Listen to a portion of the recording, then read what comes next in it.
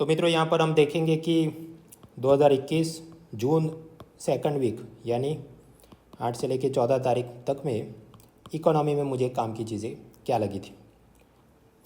सबसे पहले money, banking, finance, insurance यानी कि पिलर 1। तो उसमें आरबीआई एटीएम से जब आप पैसा अपना विड्रॉ करते हैं तो महीने में कुछ ट्रांजैक्शन फ्री होते हैं, लेकिन बार बार 10 बार 20 बार 25 बार निकाले जाएंगे तो जो भी बैंक है सामने, एसबीआई, एक्सिस वगैरह, उन्होंने भी कैश रिफिल करना है, सीसीटीवी के खर्चे हैं, सिक्योरिटी गार्ड वगैरह, so they will start demanding some ATM withdrawal fees. अब ये फ़ीस कितनी होगी? पहले थोड़ी कम थी, अब आरबीआई ने उसकी लिमिट बढ़ाई ताकि बैंकों के लिए भी ये पूरा ऑपरेशन प्रॉफिटेबल रहे। तो अभी नए रेट्स क्या हैं वो सब बैंकिंग जनरल नॉलेज अपने लिए काम का नहीं। वैसे यूपीएससी की ये सिविल सर्विस आईएएस एग्ज़ाम में मारपीट की आप उसको डाल तो सकते हैं कि कैसे ऐसा करने पर डिजिटल इकोनॉमी को प्रोत्साहन मिलेगा और सर्वेलेंस बढ़ेगा, क्योंकि लोग अपना ही पैसा विड्रॉ करने पर अगर फीस ज़्यादा लगने लगे तो लोग डिजिटल ट्रांजैक्शन करेंगे, यूपीआई, भीम, पेटीएम, राइट। तो लेस कैश इकोनॉमी, सर्वेलेंस बढ़े, ब्लैक मनी वगैरह कम हो। लेकिन आप समझिए, जब आप मेंस आंसर राइटिंग कर रहे हैं जिसमें आपको कुछ पूछा गया है कि डिजिटल इकोनॉमी के लिए क्या करना चाहिए, तो आप मुद्दे लिखेंगे 1 2 3 4 5। तो इससे पहले ही बहुत सारे हाई प्रायोरिटी टॉपिक हैं। मतलब एटीएम की फ़ीस बढ़ाई जाए तब जाके डिजिटल इकोनॉमी को प्रोत्साहन मिलेगा, ये सबसे अलग मुद्दा है, इसलिए मैं इसको पहले नंबर पे लिखूंगा तो मुझे प्रोफेसर ज़्यादा मार्क देगा। वो आपकी लॉजिकल आर्ग्यूमेंट और रीजनिंग स्ट्रक्चर ही गलत है। तो ये कोई मतलब पूरा, if you ask me is this really important, I don't think it is really important. आगे बढ़ते हैं। तो 1A जिसे मैं कहता हूँ मनी, फिर 1B में हम चलते हैं बैंकिंग, 1C में चलते हैं तो सेबी शेयर मार्केट। उसमें क्या चला? एक Franklin Templeton mutual fund company, mutual fund का मतलब आप समझते हैं, लोगों से पैसा लेगा, शेयर बॉन्ड में इन्वेस्ट करेगा। तो ऐसी सब स्कीम में पैसा डालते थे, कोरोना आया, उनको लगा अच्छा रिटर्न नहीं मिलेगा, तो फ्रैंकलिन टेम्पल्टन म्यूचुअल फंड ने अपना स्कीम सब बंद करके इन्वेस्टर को का पैसा वापस करेंगे। देयर वेर सम एलिगेशन कि उन्होंने ये जो पैसा जहाँ पर इन्वेस्ट करना था सेबी के नियमों का उल्लंघन किया वगैरह, और फिर ये सेबी ने कुछ सज़ा सुनाई या रिस्ट्रिक्शन डाले। क्या पूरा मुद्दा काम का है भाई? कुछ काम का नहीं है। कुछ काम का क्यों नहीं है? पुराने यूपीएससी पेपर देखिए, आप प्रीलिम में जो पूछा जाता है ये सेबी शेयर मार्केट से बहुत ही general, basic, one liner type की चीज़ें होती हैं। इसमें जितना जटिल और टेक्निकल बनाकर सब न्यूज़ कॉलम में और एक्सप्लेन सीरीज़ और ये सब लोग जो पढ़ा रहे हैं, और प्राइवेट मॉक टेस्ट में जो जितना टेक्निकल प्रश्न पूछे जा रहे हैं, I am looking at that, not so greatly important. बहुत खींच के मेंस आंसर राइटिंग में एक मुद्दा है शैडो बैंक्स।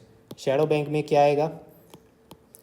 ऐसी एनबीएफसी कंपनियां जो असल में बैंक नहीं लेकिन बैंकों जैसा काम कर रही है, उसके चलते क्या स्कैम, क्या क्राइसिस, ये IL&FS वगैरह, उसमें कहीं पर एक आध लाइन में जोड़ सकते हैं। Other than that, what is shadow bank, what can be done to regulate them in a better manner, economic survey का क्या बोलना था, वो सब हम पढ़ चुके हैं।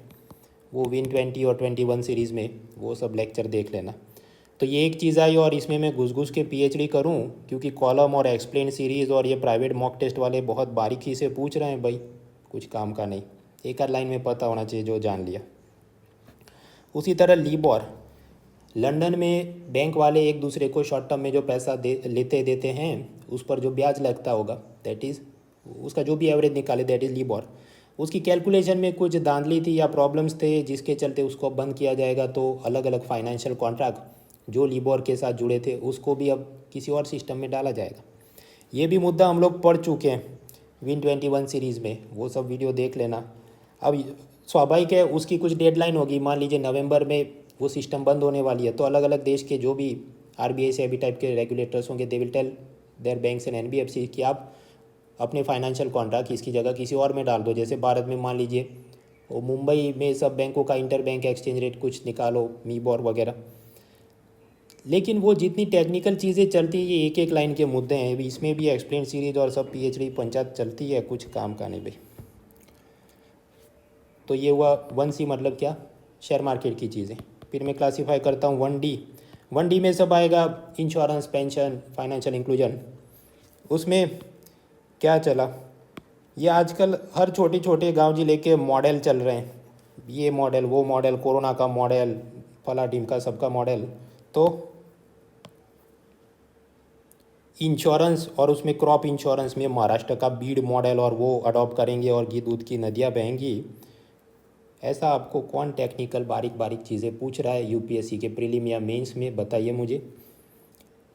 इवन फॉर मेंस एक आध बार पूछा था फसल बीमा योजना या क्रॉप इंश्योरेंस का क्या महत्व है, but that was asked in very general sense, सामान्य रूप से कि अच्छा बारिश वगैरह नहीं होगी और किसान की फसल बर्बाद होगी तो उसको मुआवजा मिलेगा, वरना वो साहूकारों से पैसा लेगा तो he will be in a dead cycle and he will commit suicide.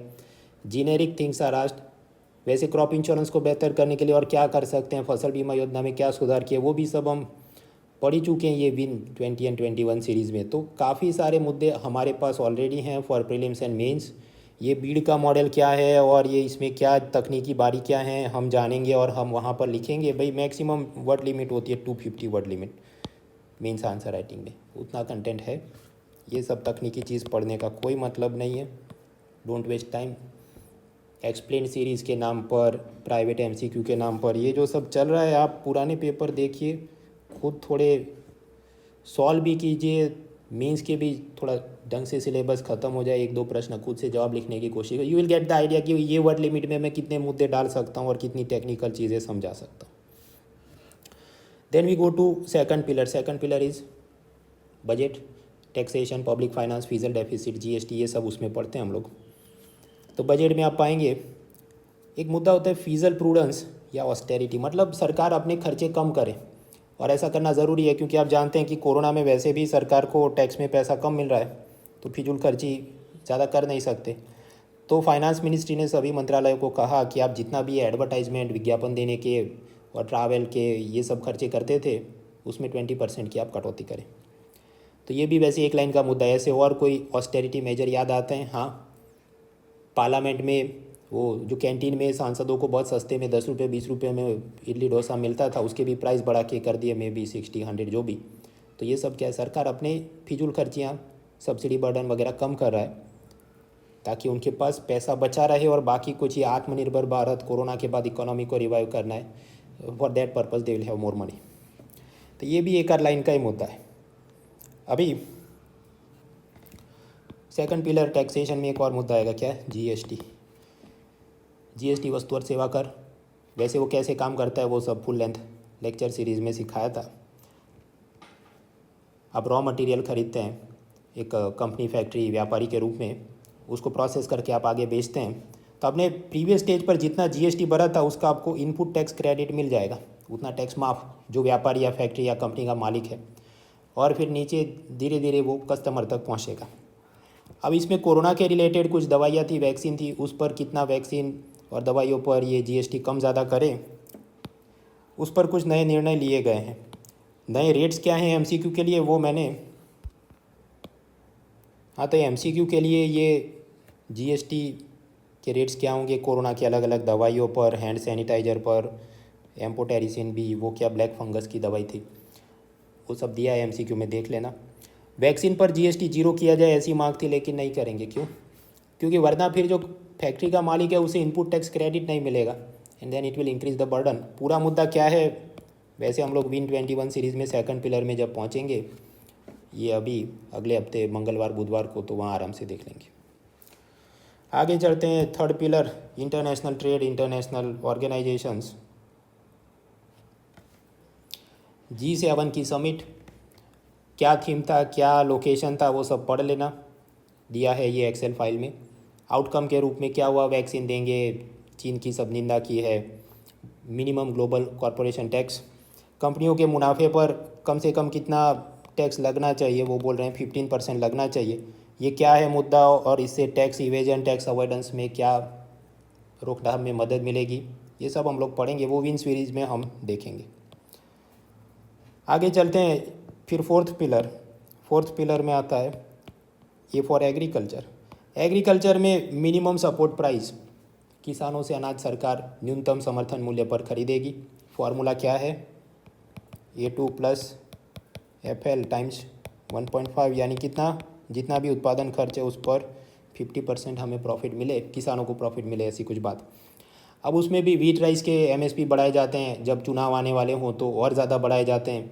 अब ये किसान आंदोलन चल रहा है, सब फार्म लॉ रिफॉर्म्स के बारे में, तो सब किसान खुश रहें इसलिए शायद और ज़्यादा बढ़ा दिया है। इस पर न्यूज़पेपर कॉलम चलती रहती है। मुद्दे सारे घिसे पीटे हैं, पहले भी पढ़ चुके हैं। जानते हैं कि राइस पे ज़्यादा एमएसपी देते हैं तो किसान राइस ज़्यादा उगाते हैं और उससे मतलब ग्राउंड वाटर एक्सप्लॉइटेशन बढ़ता है, क्योंकि आप जानते हैं कि राइस, शुगर केन, ये सब बहुत ज़्यादा पानी मांगते हैं। और ऐसा जो भी चावल सरकार ने ख़रीदा वो पब्लिक डिस्ट्रीब्यूशन स्कीम में आगे भेजा जाए गरीबों को। और फिर आप जानते हैं नेशनल फूड सिक्योरिटी एक्ट, जिसमें ये 1 रुपये, 2 रुपये, 3 रुपये प्रति किलो में अनाज बेचेंगे।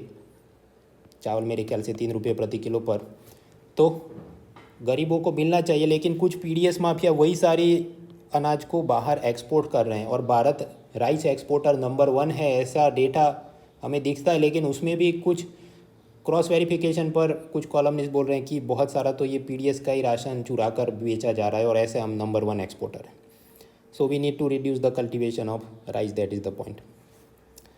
फिर पिलर 4 सेक्टर्स ऑफ इकोनॉमी, और उसमें एग्रीकल्चर देखा। फिर बी तो मैन्युफैक्चरिंग देखते हैं। एक लाइन का मुद्दा है, वर्ल्ड बैंक ने एक नया रैम्प प्रोग्राम जिसमें भारत के लघु उद्योगों को कुछ लोन में पैसा मिलेगा। आगे बढ़े 5 फॉर इंफ्रास्ट्रक्चर, कुछ खास मुद्दे नहीं थे। 6 फॉर ह्यूमन रिसोर्स डेवलपमेंट, तो एजुकेशन में एजुकेशन मिनिस्ट्री का एक सर्वे परफॉर्मेंस ग्रेडिंग इंडेक्स, जिसमें स्कूल का कितना अच्छा चल रहा है, अटेंडेंस या इंफ्रास्ट्रक्चर या जो भी, they will give some ranking. अभी रैंकिंग दिया तो पंजाब को सबसे ज़्यादा मार्क्स मिले, मेघालय को सबसे कम मार्क्स मिले। काम का है क्या?